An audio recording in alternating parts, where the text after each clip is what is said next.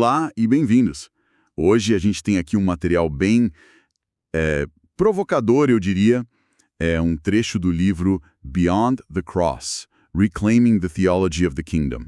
E a nossa missão aqui é entender o argumento central dele, que é, tipo assim, um elogio e, ao mesmo tempo, uma crítica à teologia da Reforma Protestante. A ideia é que, nesse esforço que foi heróico de proteger a doutrina da graça, os reformadores podem ter criado um sistema que, talvez sem querer, simplificou demais alguns conceitos bíblicos importantes. E é impossível a gente entender isso sem visualizar o contexto da época, né? A gente está falando de séculos em que a salvação era vista quase como um negócio, algo que se conquistava com mérito, com penitência. A batalha dos reformadores era uma questão de vida ou morte para resgatar a salvação como um dom, algo totalmente gratuito. Exatamente. E é por isso que a tese do material é tão, instigante. Ela não diz que a reforma errou no que afirmou. Pelo contrário, o texto chega a chamar de heróica. A provocação está no que, segundo o autor, a reforma precisou deixar de lado para se proteger, para criar essa fortaleza em volta da graça. Foi preciso construir um sistema, e esse sistema, então, começou a ler toda a Bíblia através de uma única lente, respondendo a uma única pergunta: como uma pessoa é salva? E quando essa se torna a única pergunta, o argumento é que, inevitavelmente, outras partes da revelação bíblica acabam ficando em segundo plano. Essa ideia de um sistema de proteção é muito boa, porque não se trata de um erro, mas de uma estratégia, né? Uma muralha para defender uma verdade central. Como que o autor descreve a construção dessa muralha? Quais foram os tijolos dela? Então, o material argumenta que a teologia não surgiu assim, no vácuo, de uma exegese pura. Ela foi forjada numa batalha histórica real, contra abusos. O medo de voltar para a salvação por obras era palpável. Por causa disso, qualquer linguagem na Bíblia que soasse como condição, responsabilidade, recompensa ou até a possibilidade de perda, tudo isso era visto como uma brecha perigosa na muralha. Uma ameaça, sabe? Uma ameaça que podia levar as pessoas de volta para aquela ansiedade de ter que merecer o favor de Deus. Precisamente. Então, a solução estratégica desse sistema, segundo o livro, foi colocar tudo debaixo do guarda-chuva da salvação. Se tudo na vida cristã, cada promessa, cada aviso, for lido como sendo sobre a justificação inicial, aí não tem espaço para ambiguidade, né? O sistema fica seguro. O problema é que, para fazer isso, foi preciso pegar conceitos que a Bíblia parece tratar como distintos e fundir tudo numa coisa só. E essa fusão é o centro da questão. O texto dá exemplos bem claros disso, não é? De como ideias diferentes acabaram virando sinônimos. Sim, é uma consequência direta. Por exemplo, o reino de Deus, que nos evangelhos é um conceito enorme, que envolve governo, ética, ele passa a ser visto simplesmente como um sinônimo para salvação. Certo. E aí, seguindo essa lógica, entrar no reino não seria mais sobre se submeter ao governo de Cristo, mas só o ato de nascer de novo. Exato. E o terceiro exemplo, que talvez seja onde a tensão mais apareça, é que herdar o reino se tornou a mesma coisa que ir para o céu. Tudo foi, compactado num único evento, por segurança, a conversão e a garantia da vida eterna. O que vinha depois era só consequência. Ok. Mas aí o autor nos convida a olhar para as Escrituras e notar que elas parecem operar com mais de um sistema, digamos assim. O que é fascinante aqui é essa distinção que ele propõe. Ele diz que a teologia da Reforma se concentrou de forma brilhante nas categorias que ele chama de jurídicas da fé. Culpa, justificação, absolvição, é a linguagem de um tribunal. E isso é central, claro. Mas o argumento é que a Bíblia também opera, e muito, com o que o texto chama de categorias governamentais. Governamentais. O que isso quer dizer na prática? Significa a linguagem de um reino, não só de um tribunal. Envolve conceitos como autoridade, responsabilidade, mordomia, maturidade e, principalmente, participação no governo de Deus. Não é sobre a nossa posição legal, mas sobre a nossa função como filhos do rei. É aqui que o negócio fica realmente interessante.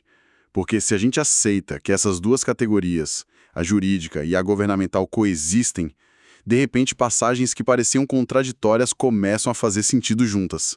o texto aponta algumas dessas tensões, né? Sim, e são tensões que todo leitor atento da Bíblia já sentiu. Por exemplo, a gente lê que a salvação é um dom de graça, ponto. Mas, ao mesmo tempo, Jesus nos diz para buscar em primeiro lugar o reino de Deus. Isso implica um esforço, uma busca. Ou a questão da herança. Temos uma herança garantida, guardada nos céus, como Pedro fala, mas, ao mesmo tempo, o apóstolo Paulo adverte em Gálatas 5, por exemplo, que os que praticam tais coisas não herdarão o reino de Deus. Isso cria uma tensão na hora. Como algo pode ser garantido e, ao mesmo tempo, poder ser perdido? Exato. E a última tensão, que talvez seja a mais chocante para essa mentalidade de tudo é salvação, é a ideia de que um crente, um salvo, pode sofrer prejuízo no dia do juízo, como Paulo fala em 1 Coríntios 3. Se a única categoria é salvo ou não salvo, como alguém que está salvo pode ter algum tipo de perda? A análise do texto é que não são contradições. Elas falam de esferas diferentes.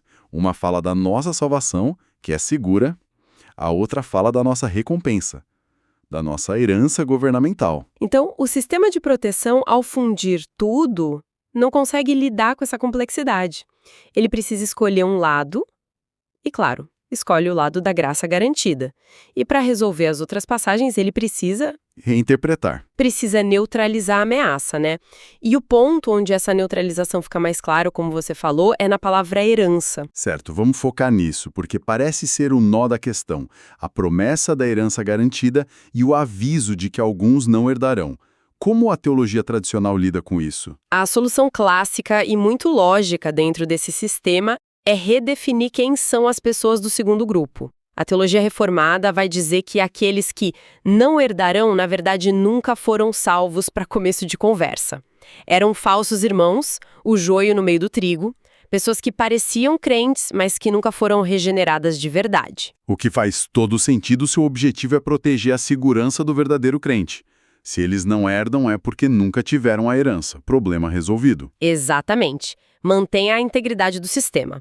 Só que o autor do livro nos desafia a olhar mais de perto para esses textos. E é aí que vem o contraponto dele.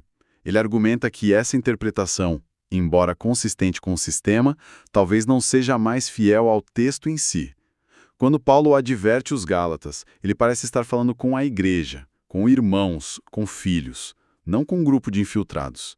O aviso parece ser para quem está dentro, não para quem está fora. Essa é a chave do argumento.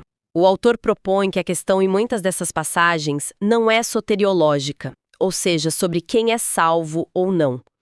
A questão é governamental.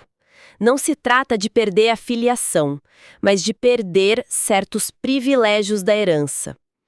A distinção é crucial. O texto estaria falando de filhos que não participam da herança do governo. A questão não seria o destino eterno deles, mas a participação no governo do reino. Isso muda tudo.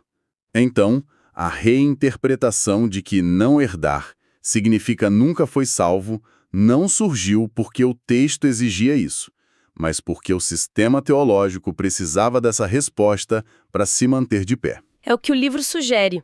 Foi um mecanismo de defesa teológico. Se o sistema admitisse que um crente salvo pudesse, por sua conduta, perder algo real como a parte da sua herança de governo, isso poderia reabrir a porta para a insegurança, para o medo e, no limite, para uma mentalidade de obras. Para proteger a certeza da graça, o sistema precisou redefinir o que não herdar significava. Ok, então se a gente aceita essa premissa de que um sistema de proteção achatou esses conceitos, a próxima pergunta é: quais as consequências? O que se perde na prática quando uma igreja opera com esse software teológico mais simples? Perdas apontadas são bem significativas. A primeira e mais óbvia é a própria linguagem do reino. Ela é muito mais rica que a linguagem da salvação. A gente perde a ideia de que somos cidadãos de um governo com responsabilidades aqui e agora. E com isso a ênfase muda. Se o objetivo é só nascer, o foco na formação de filhos maduros diminui, certo? Exatamente. O discipulado corre o risco de virar só a manutenção da conversão, em vez de um treinamento para maturidade e responsabilidade. O foco se torna evitar o pecado para provar que ser salvo e não crescer para reinar com Cristo. E o resultado prático disso, segundo a análise do livro, é a geração de cristãos salvos, mas não governados. Salvos, mas não governados. Essa é uma frase forte. O que ela descreve? Descreve pessoas que, sim, receberam a graça, amam a Deus, mas que em áreas práticas da vida, finanças, relacionamentos, trabalho, resistem ao senhorio de Cristo. E a análise do autor é que isso não acontece na maioria das vezes por rebeldia. Acontece porque o evangelho que elas ouviram focou tanto na salvação que elas nunca aprenderam que havia algo além. Nunca foram ensinadas que a cruz não é o destino final, mas o portão de entrada para uma vida sob o governo de um rei. Para tentar resgatar essa mentalidade original, o texto usa uma analogia que eu achei fantástica, baseada na jornada de Israel. Sim, é uma analogia poderosa, porque o Antigo Testamento funciona com essa lógica dupla. Funciona assim: a saída do Egito é o retrato da salvação, é um ato de redenção, pela graça, pelo sangue do Cordeiro. Ninguém mereceu sair de lá. Certo, o resgate inicial. Gratuito. E a jornada pelo deserto? A jornada pelo deserto é o reino, é o processo de aprendizado de ser governado por Deus no dia a dia, aprender a viver sob a lei dele, é onde a maturidade é testada. E, finalmente, a Terra Prometida. A Terra Prometida é a herança plena. É a posse daquilo que foi prometido. E aqui está o ponto crucial da analogia. Toda aquela geração foi salva do Egito. Todos eram o povo de Deus. Mas a Bíblia é clara que, por desobediência, aquela geração não entrou na herança. Morreram no deserto. E, ainda assim, não deixaram de ser o povo de Deus. A questão nunca foi se eram salvos ou não. A questão era sobre obediência, responsabilidade. A lógica era governamental, não só soteriológica. Exatamente. Essa analogia nos força a pensar em outras categorias. Eles eram o povo de Deus, mas perderam a herança daquela geração. Então, para amarrar toda essa discussão, a conclusão do material não é jogar fora a teologia da reforma. De jeito nenhum, de forma alguma. A conclusão é que a teologia da reforma foi necessária e heróica. Ela salvou o evangelho da graça. O texto argumenta que ela respondeu com excelência à pergunta da cruz: como somos salvos? Mas ao fazer isso, talvez não tenha respondido com a mesma plenitude à pergunta do trono: para que somos salvos e como vivemos sob o governo de um rei? É um convite para construir sobre as fundações que a reforma nos deu, não para demoli-las. Perfeito. O objetivo não é negar a reforma, mas ir além dela. Não é abandonar a graça, mas permitir que a graça cumpra seu propósito completo. E esse propósito não é só nos salvar do inferno, mas nos transformar em herdeiros maduros e responsáveis. O autor encerra com uma frase que resume tudo. A reforma nos ensinou como nascer. O reino nos ensina como viver governados. Uma coisa não anula a outra, elas se completam. Que nos deixa como uma reflexão final, algo para a gente pensar depois. Se essa perspectiva estiver correta, se a salvação é de fato o ponto de partida e não o destino final, se é a porta de entrada para uma jornada de vida no reino, sob o governo de um rei, como isso muda radicalmente a nossa compreensão do que significa ser um discípulo hoje, no dia a dia.